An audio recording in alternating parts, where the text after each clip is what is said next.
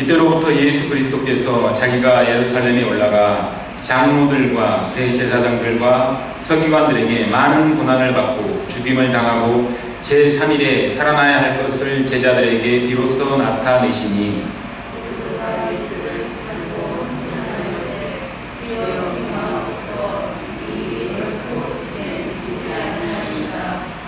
예수께서 돌이키시며 베드로에게 이르시되 사탄아 내 뒤로 물러가라. 너는 나를 넘어지게 하는 자로다. 내가 하나님의 일을 생각하지 아니하고 도리어 사람의 일을 생각하는도다 하시고 예수께서 제자들에게 이르시되 누구든지 나를 따라오려거든 자기를 부인하고 자기 십자가를 지고 나를 따를 것이니라.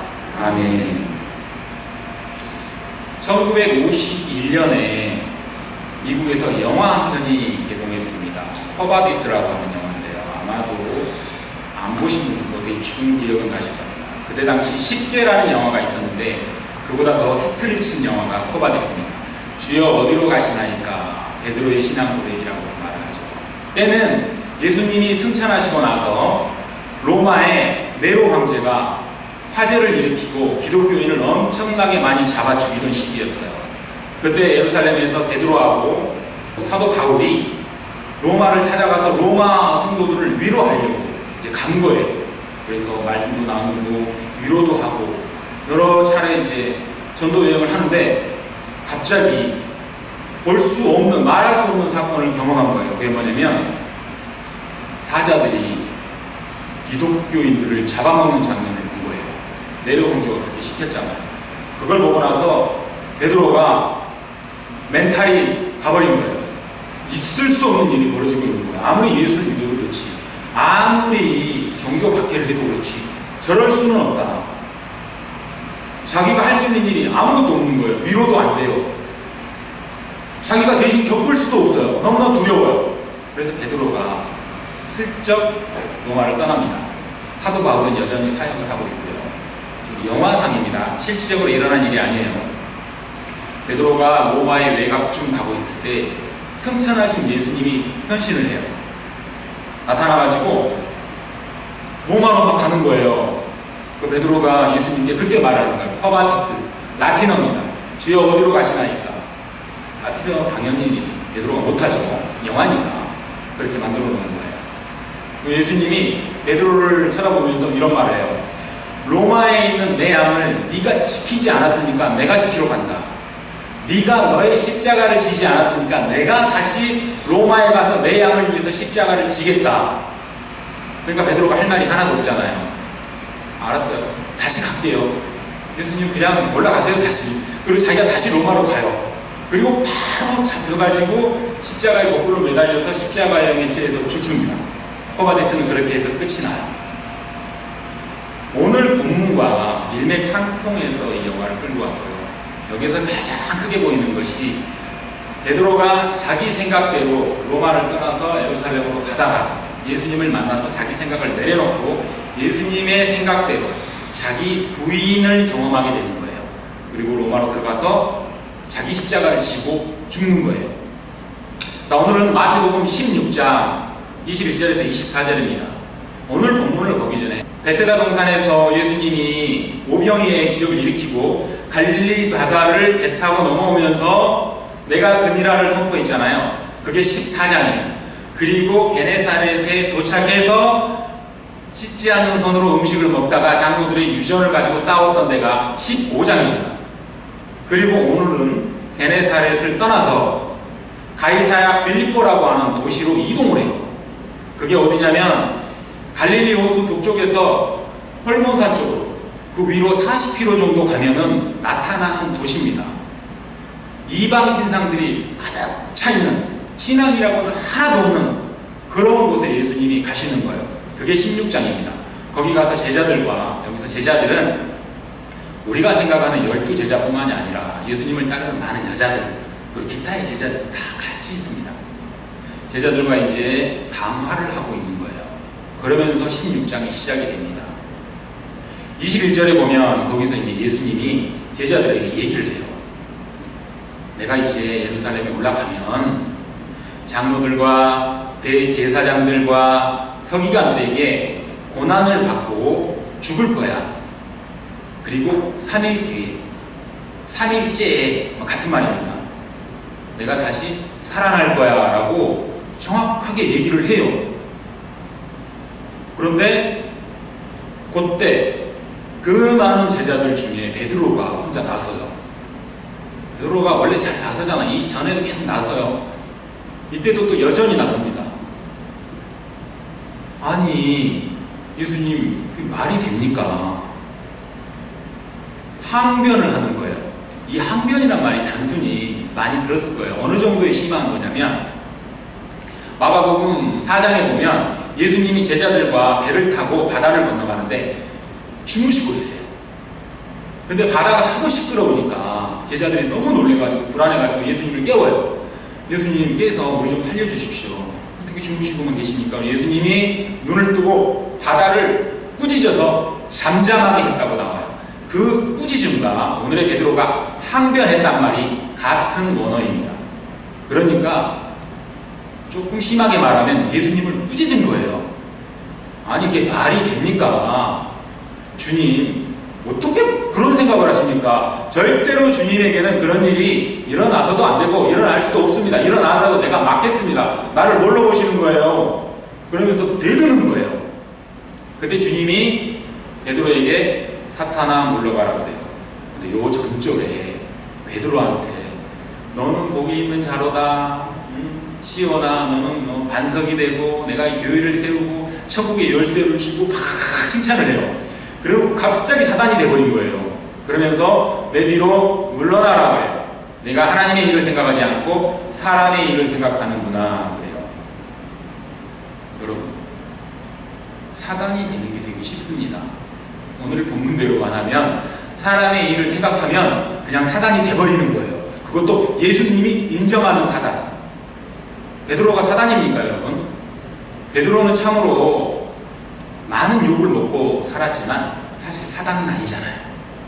그럼 왜 예수님이 베드로한테 이렇게 강하게 푸시를 하는 걸까요?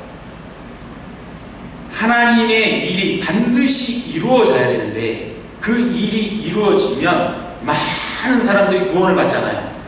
그 구원을 받으면 사단이 패배하는 거잖아요. 그러니까 사단은 하나님의 일을 무조건 막아야 돼요. 십자가를 막아야 되는 거란 말이에요. 그러니까 이 십자가를 막는다는 것은 온 인류가 죽음으로 가는 엄청난 사건이란 말이에요. 하나님의 일을 막는가 동시에 온 인류가 죽어야 되는 심각한 상황에 도달하는데 이것이 사단이 좋아하는 일이란 말이에요. 근데 베드로가 아무것도 모르고 지금 대들고 있는 거예요. 그러니까 예수님 보시기에는 얼토당토 않는 사단의 행태를 하고 있는 거예요.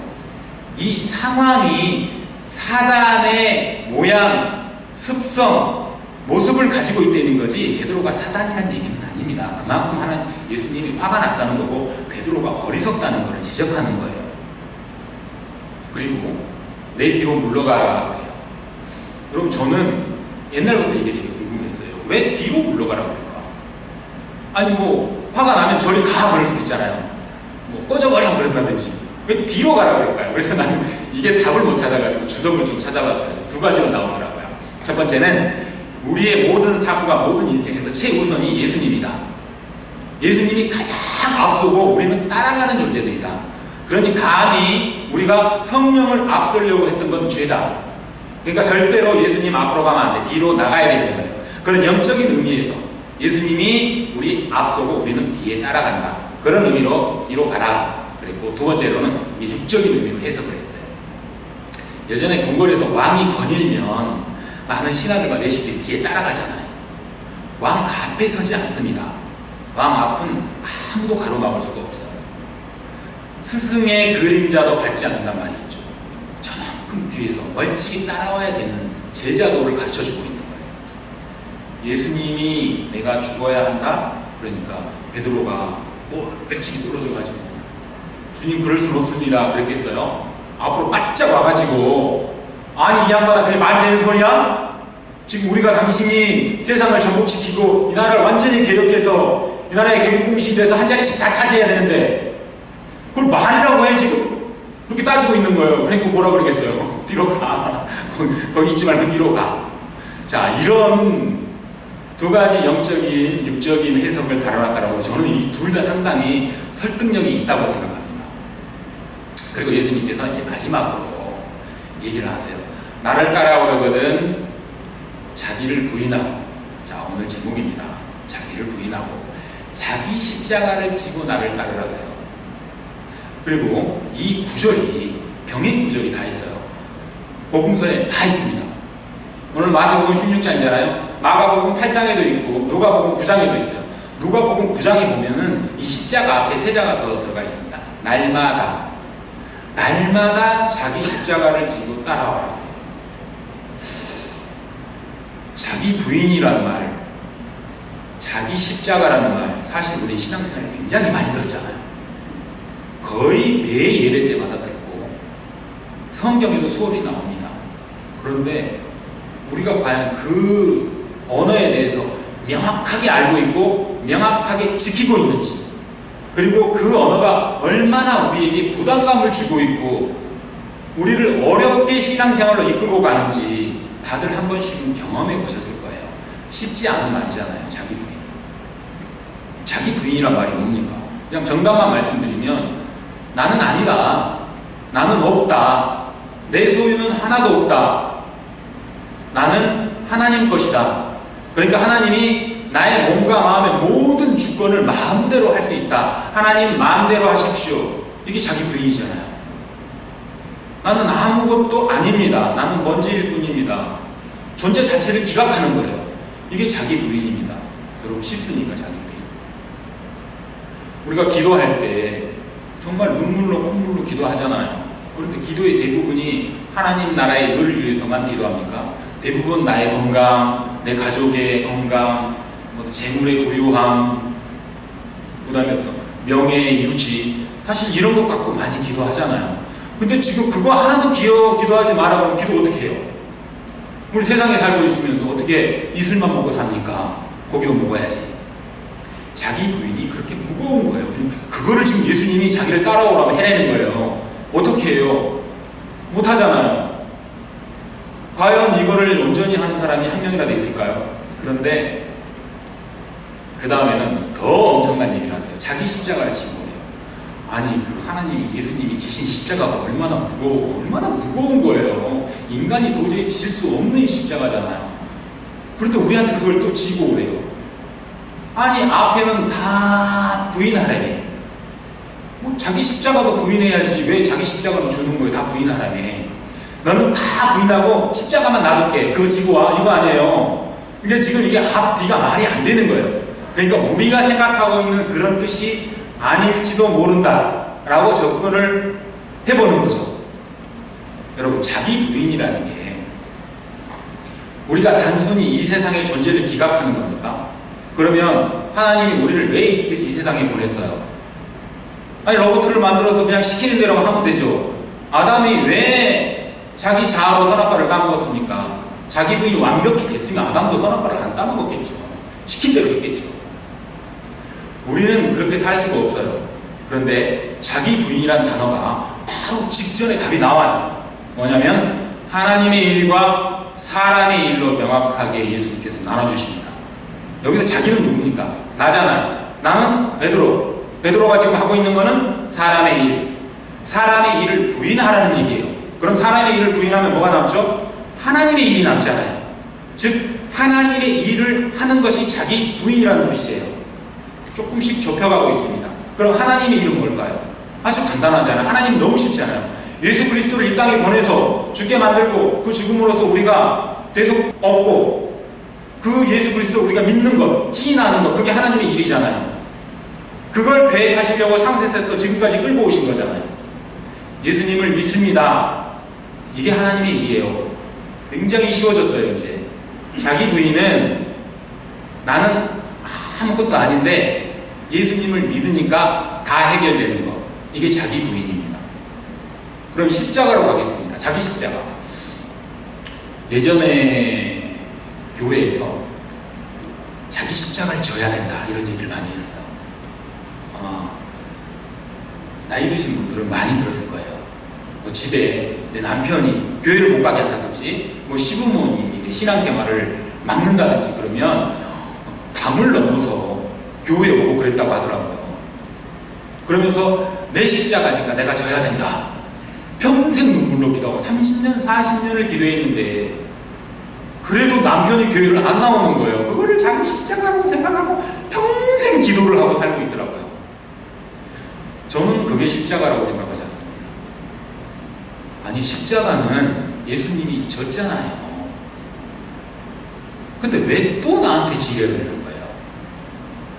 좀 전에 자기 부인은 뭡니까? 자기 부인의 완성은 예수님을 믿습니다가 자기 부인이라고 그랬잖아요. 그럼 이번에는 예수님이 내가 져야 될 십자가를 졌습니다고 시인하는 게 자기 십자가를 지는 거예요. 내가 왜 내 남편을 위해서, 시부모를 위해서, 어떤 하나님의 영접을 위해서 30년, 40년을 기도합니까? 되지도 않는 일. 자기 십자가 그렇게 지고 가니까 되던가요? 안 되는 수이 많잖아요. 우리 기타 다른 기도도 사실은 이루어진 것보다는 이루어지지 않은 게 많잖아요.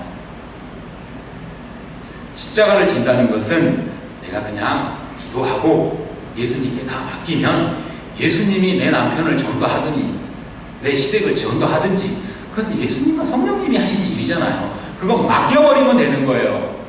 그 맡기는 것까지가 내 십자가를 지는 겁니다. 아주 쉽게 나와 있는 게 마태복음 11장 28절에 나와 있습니다. 뭐라고 나와 있냐면 수고하고 무거운 짐진 자들아 다 내게로 오라. 내가 너희를 쉬게 하리라 해요. 우리가 가장 무거워하는 짐이 뭡니까? 자기 부인 십자가 이거 지고 가잖아요.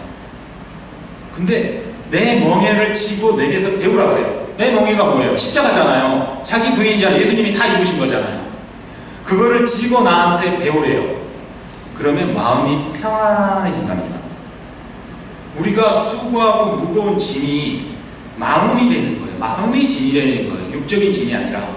우리가 예수님께 내어놓을 거는 마음의 짐뿐이에요. 그럼 예수님이 마음만 편안하게 해주는 거예요. 세상적인 거 구해봐야 이루어지지도 않고 들어주지도 않는다는 거예요. 다만 마음만은 편하게 해줄게. 그게 지금 본문의 얘기잖아요.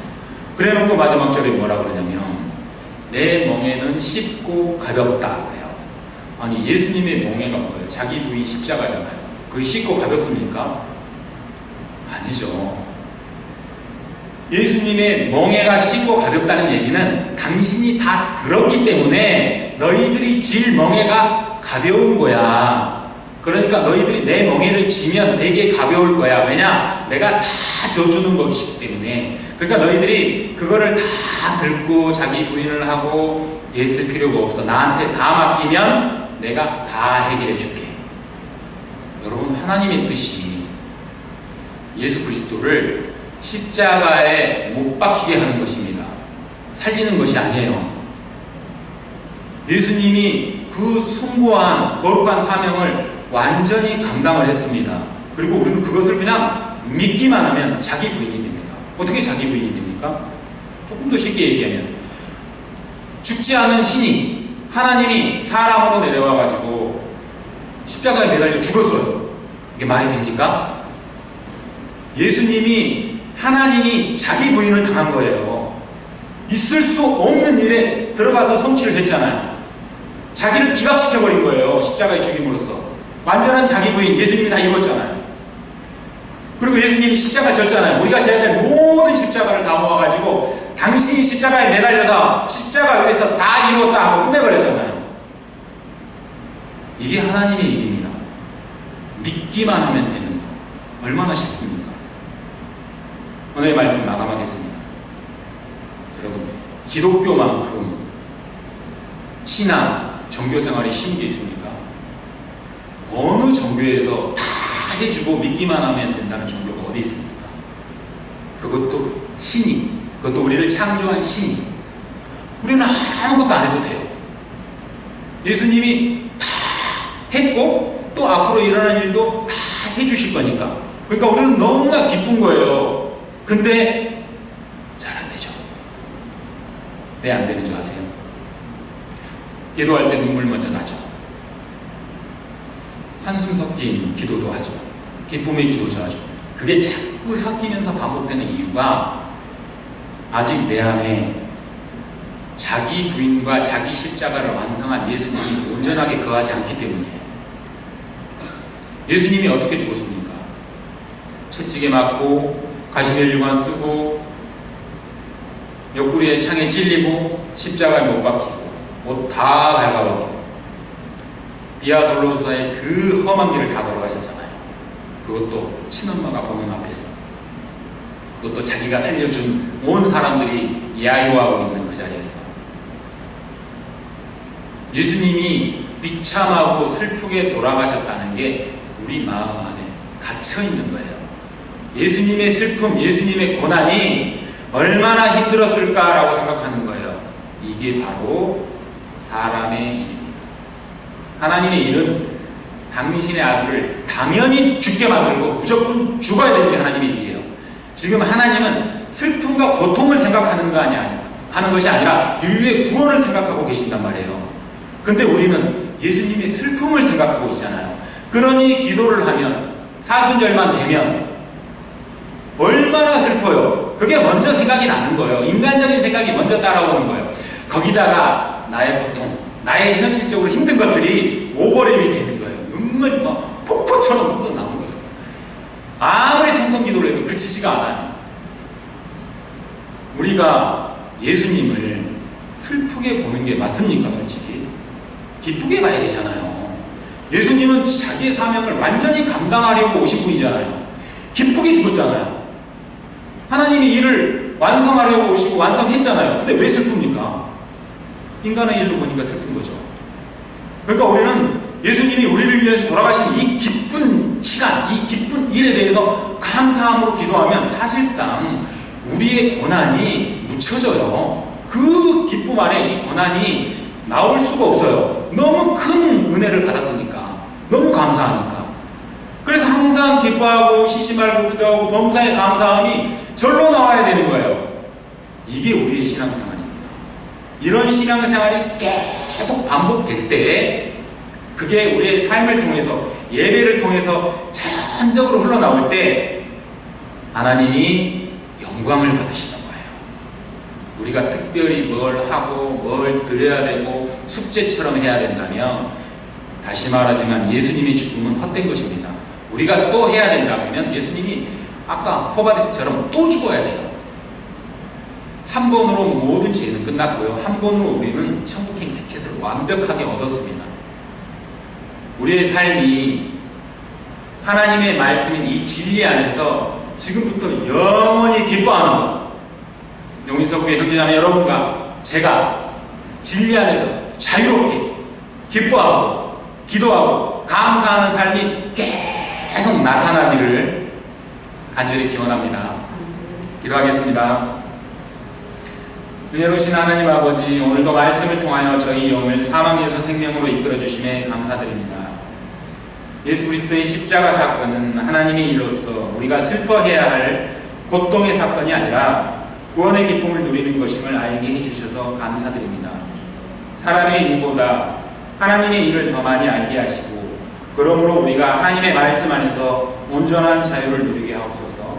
말씀이 육신이 되어 오신 예수님의 이름으로 기도드립니다. 아멘.